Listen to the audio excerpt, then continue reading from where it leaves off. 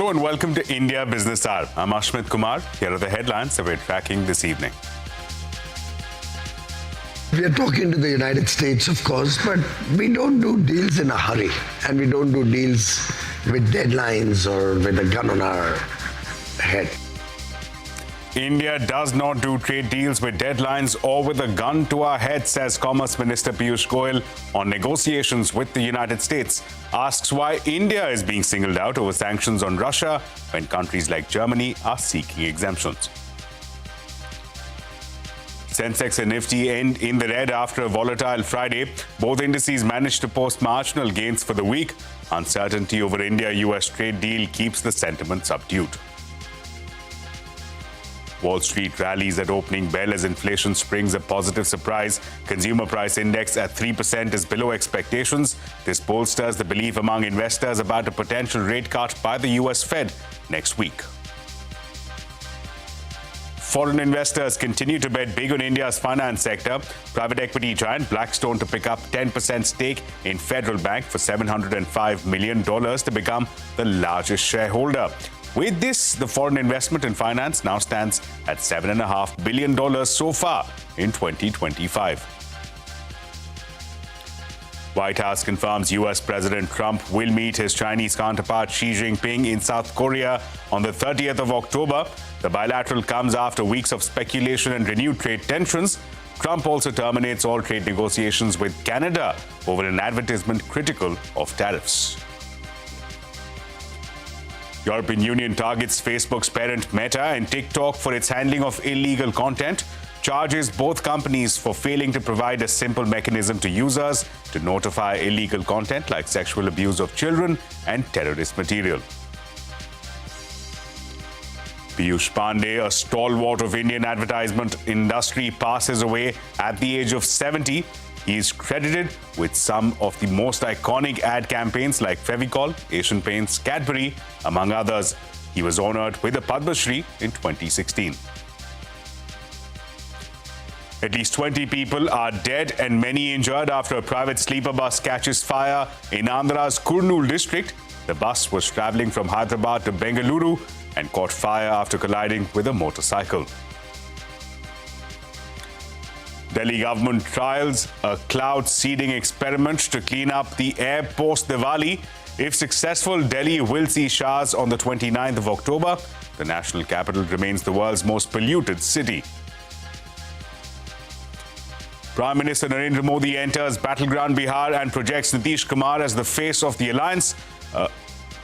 RJD leader Tejasvi Yadav promises to reduce the cost of LPG to 500 rupees a litre. Well, let's begin with a quick look at the day's market action. A volatile Friday to end this Diwali week on Dalal Street. The Sensex and Nifty failed to hold on to opening gains. Once again, to end in the red, the Sensex falls nearly 350 points and the Nifty lost nearly 100 points. The mid-caps and the bank stocks also declined in tandem with the blue chips. For this week, Nifty managed to post modest gains of less than 0.5%. The Nifty Bank Index, meanwhile, ended in the red. And well, speaking of markets, Wall Street opened higher after a rise in the U.S. inflation was lower than expected. Consumer prices rose 0.3% in September, which brought the annual rate of inflation from 3%. The number is also below the U.S. Federal Reserve's projections. This bolsters the belief among investors about a potential rate cut by the U.S. Fed next week. However, the rate of inflation is the highest it's been since January. And from equities to commodities now, the price of gold edged lower and the yellow metal is on track for its first weekly decline in 10 weeks. This as investors locked in the profits after recent record highs. Meanwhile, the prices of other metals rose on supply concerns. A mine collapsing in the Dominican Republic boosted copper prices, while a shutdown of Alcoa's refinery in Australia pushed aluminium to a 3-year high. Well, the big story this evening, Commerce Minister Piyush Goyal says that India will not sign trade deals with deadlines or with a gun to our head. Speaking at the Berlin Global Dialogue, Goyal said that trade talks with the United States are underway, but trade deals will not be finalized in a hurry. India is currently facing 50% tariffs from the US, which is the highest rate imposed on any country, along with Brazil. The Trump administration says that 50% tariffs is partly due to India's oil trade with Russia. Goyal also responded to the latest US sanctions on Russian oil companies, Rosneft and Lukoil. These sanctions impact India's second largest private refinery run by Nayara Energy, which is a subsidiary of Rosneft. Goyal said that Germany is seeking exemptions from the US sanctions as Rosneft owns 3 refineries in the country. He proceeded to ask why India is being singled out when others are looking at a potential exemption.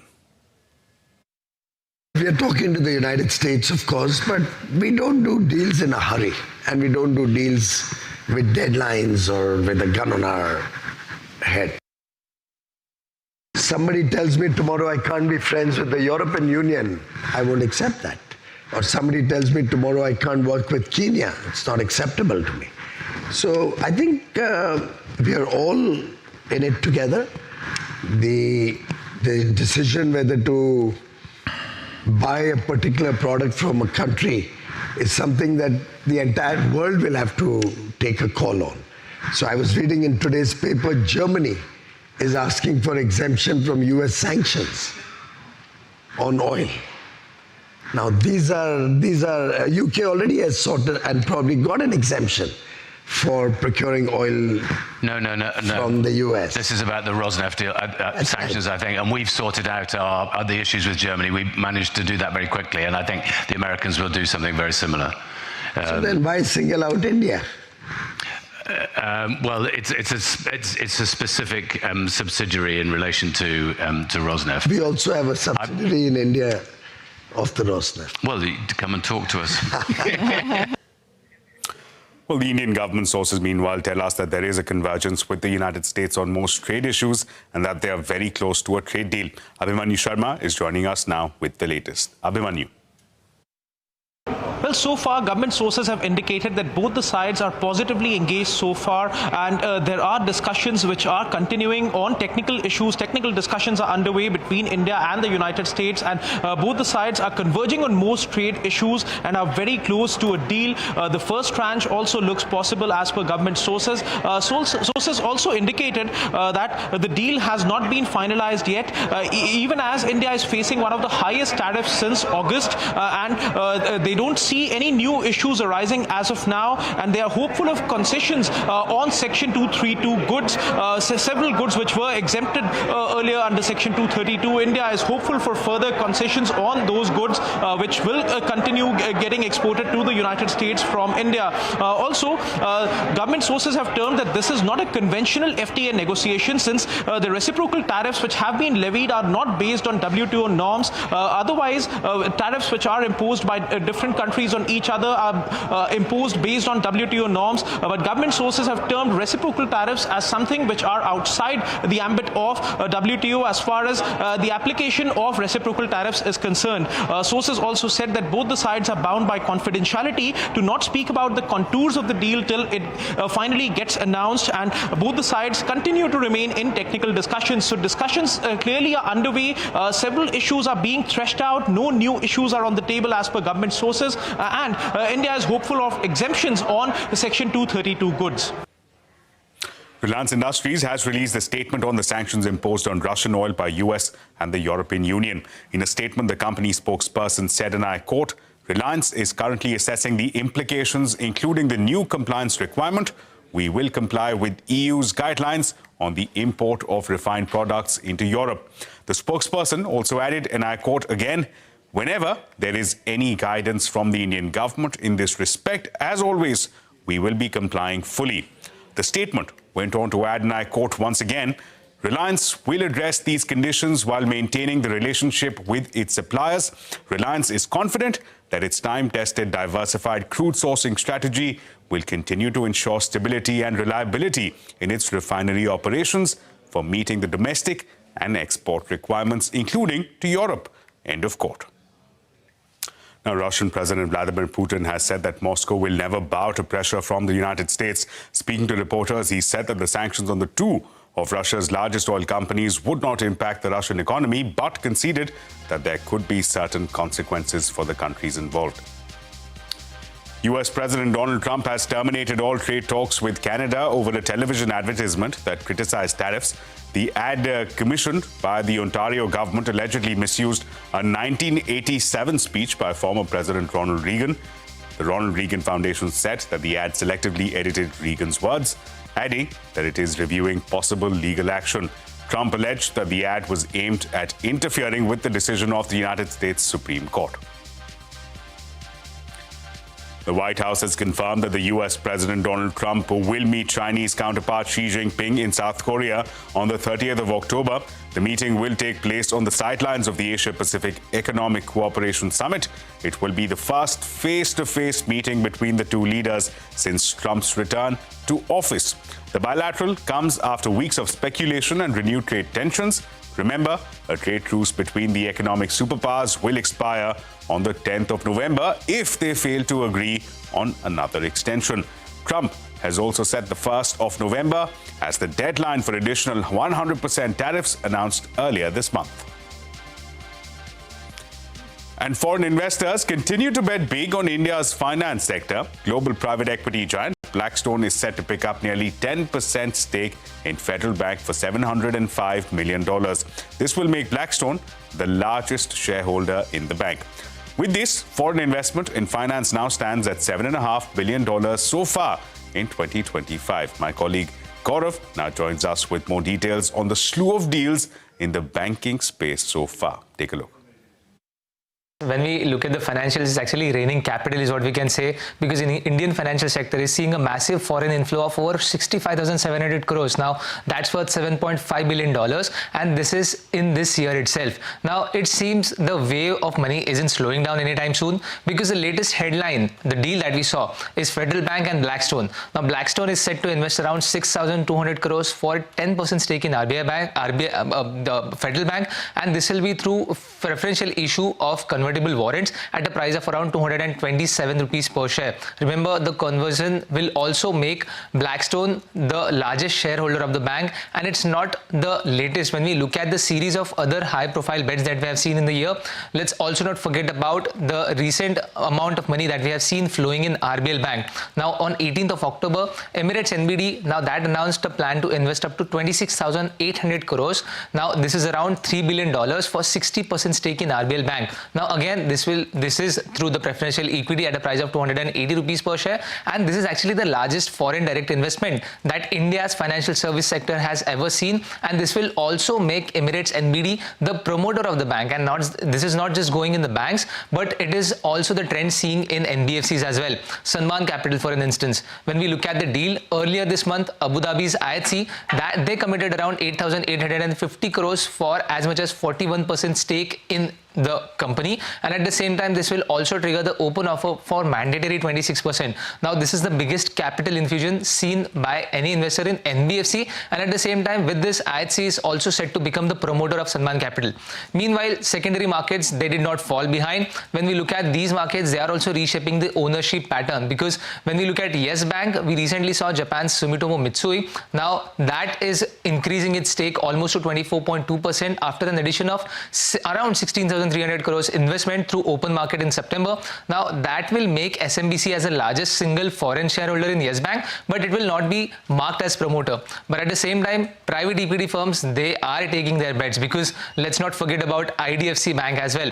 Warburg Pincus invested around 4,876 crores in IDFC First Bank, and at the same time we also saw ADI infusing another 2,600 crores for about 5.1% stake in IDFC First Bank. So whether it's banks, NBFCs, the message is very clear. Global investors, now they're betting big on India's financial story. And the stock price, when we look at the stock price movement also, they are not disappointing. In fact, when we look at the sum of the stock prices for the last 6 months, RBL Bank, they have delivered around 60% of the returns for investors. We also have IDFC First Bank, Sanman Capital delivering more than 30% return to the investor. Now the question is is this just a smart capital chasing growth or the beginning of structural re-rating for India's entire financial sector? Well, whatever the answer is, it is definitely that the investments are telling one thing for sure. Sentiments around Indian financial sectors, they are becoming strong, not by just foreign investors, but also by the domestic investors, by the way that we have seen flows going in banks as well as NBFCs in this year so far. Now, India's private sector growth saw some moderation in October. The HSBC Flash India Composite PMI Output Index, which measures the combined performance of India's manufacturing and services sectors, eased to 59.9 as against 61 in September. This is the lowest level since May of this year. Any reading above 50 indicates expansion. And market regulator SEBI has barred mutual fund schemes from participating in pre-IPO placements of equity shares and related instruments. According to a money control report, a letter to the industry body AMFI noted that its MF schemes are allowed to participate. They may end up holding unlisted equity shares in case the issue is not concluded. Further, SEBI has also clarified that in case of IPOs of equity shares, mutual fund schemes can apply only in the portion reserved for anchor investors or in the public issue. India's leading BlackRock Black Galaxy granite producer, Midwest, made a strong market debut, listing 9% above its IPO price. The stock closed 7% higher than its IPO price. The issue was oversubscribed nearly 88 times. Finance Minister Nirmala Sitharaman has told GST and customs officers to be polite and empathetic when dealing with honest taxpayers. Addressing at a CGST event in Ghaziabad, the Finance Minister also said that the ultimate goal is to make life easy for taxpayers and urged tax officers not to look at everyone with an eye of suspicion. The next generation GST is not just about rates, it's not about slabs, it's not about simplification, it's not about just due diligence. It should make the taxpayer feel different. We are now honorably treated. We are the taxpayers of the nation. And if there are people who are bad sheep among taxpayers, you'll still have the protocol to follow and catch hold of them.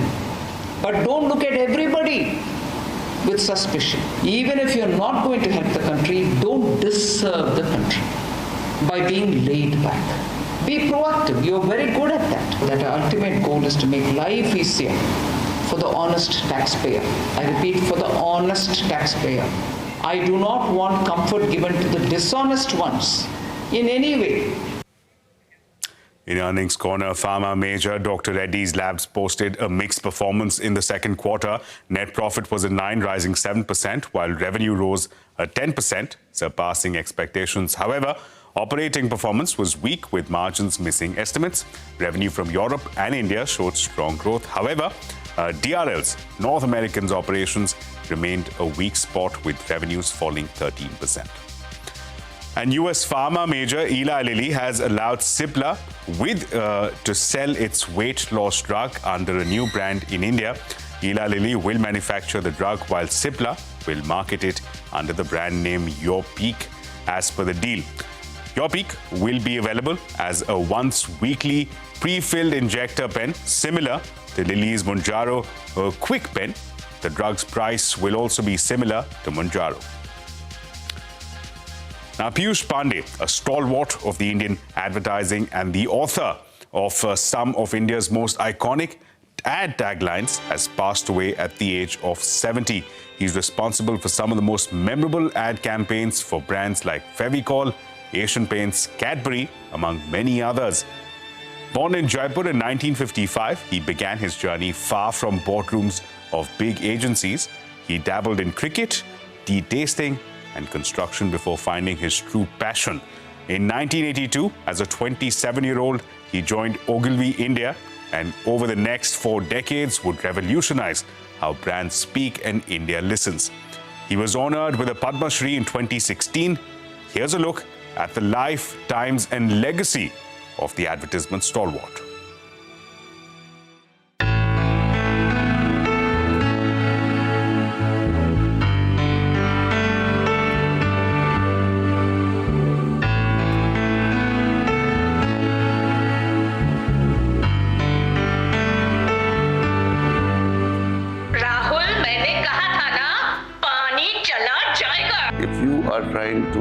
communicate something, I better engage you. If I don't engage you, then I'm talking to a wall.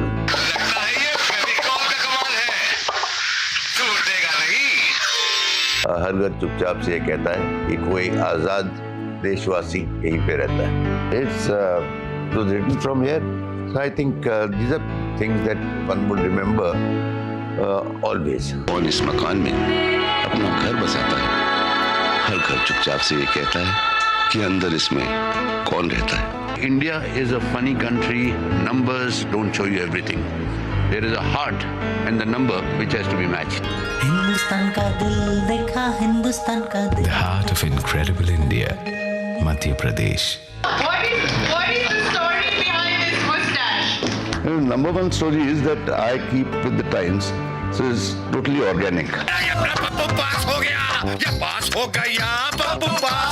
Do you feel कि यार बस हो गया अभी नहीं कर सकते? Why am I thinking of leaving? Otherwise I should leave. It's my place. नया सेंटर शॉक च्युइंग गम हिला के रखते हैं. I think I get it from the people of India. I see so much of energy around me. I think it's just one life, Shireen, and let's make the most of it.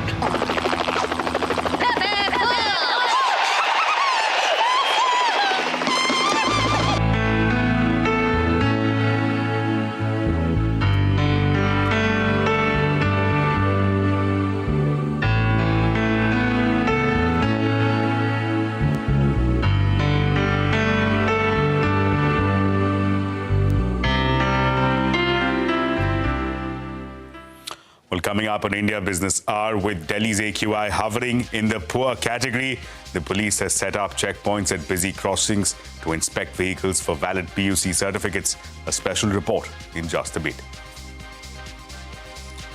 And you can also catch all CNBC TV 18's news and updates on YouTube, Facebook, Instagram, X, and Jio Hotstar.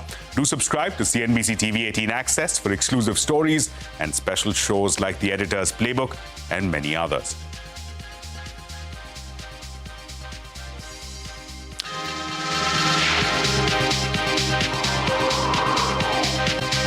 Here's a quick look at some national headlines. At least 20 passengers were burnt alive when a private bus traveling from Hyderabad to Bengaluru caught fire in Kurnool district of Andhra Pradesh. The flames erupted after the bus collided with a motorbike. About a dozen passengers managed to escape in time, while some suffered serious injuries. Prime Minister Modi announced an ex gratia of 2 lakh rupees from the National Relief Fund for next of kin of the deceased. Telangana government announced an ex gratia of 5 lakh rupees. Delhi's air quality is worsening as it remains the most polluted capital city in the world. And in a bid to control it, Delhi government is turning to an unconventional solution. Chief Minister Rekha Gupta says that the city is trailing a cloud seeding experiment. If successful, rainfall is likely on the 29th of October, provided the weather is favorable. However, the move has also drawn criticism, with 2 professors from Delhi Center for Atmospheric Sciences calling this plan a gimmick. With the AQI hovering in the poor category, the police has set up checkpoints at busy crossings to inspect vehicles for valid PUC certificates. Timji Jaipuria has this story.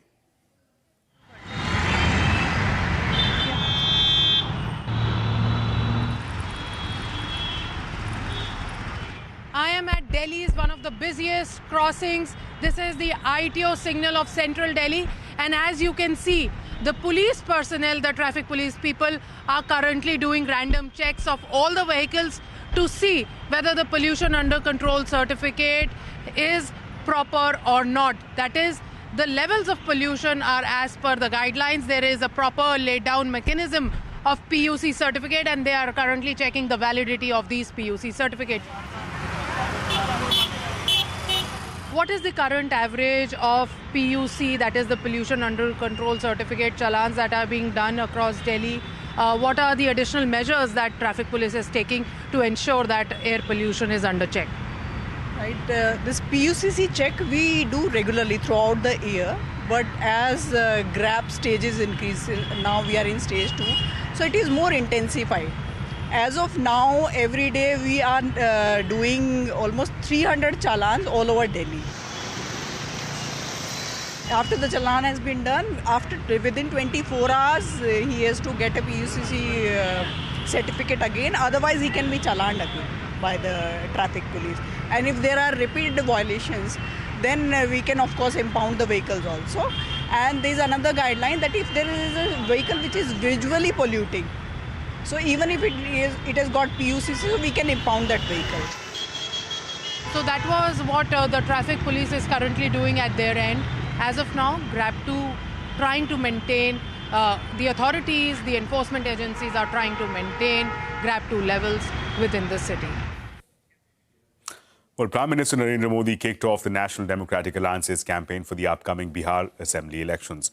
While addressing a rally in Samastipur, the Prime Minister said that the NDA government will return to power in the state and ensure good governance. He also paid tribute to former Bihar Chief Minister, late Karpuri Thakur, describing as pioneer of social equality. Samastipur has been a stronghold of the Rashtriya Janata Dal since 2010. नई रफ्तार से चलेगा बिहार जब फिर आएगी NDA सरकार। यहां आने से पहले मैं कर्पूरी ग्राम गया था। वहां मुझे भारत रत्न जननायक कर्पूरी ठाकुर जी को श्रद्धापूर्वक स्मरण करने का, उन्हें नमन करने का अवसर मिला। Meanwhile, India Bloc's chief ministerial candidate for Bihar elections, Tejasvi Yadav, has promised to reduce the cost of LPG cylinders to 500 rupees if the alliance comes to power. He also said that the government will increase old age pension to 1,500 rupees. Tejasvi accused the centre of shielding corrupt leaders and criminals in Bihar and said that he will ensure a corruption-free government. Gas cylinder जो 1,000 रुपया है उसको 500 रुपया हम लोग करने का काम करेंगे। वृद्धा पेंशन को हम लोग 1,500 रुपया करने का काम करेंगे। माई बहन मान योजना हर महीने माताओं बहनों को, गरीब माताओं बहनों को, चाहे कोई हो परिवार में जितनी हो, खाते में 2,500 रुपया हर महीने आपके जाएगा। Well, with that, it's a wrap on this edition of India Business Up. Thank you so much for watching. News and updates will continue right here on CNBC TV 18.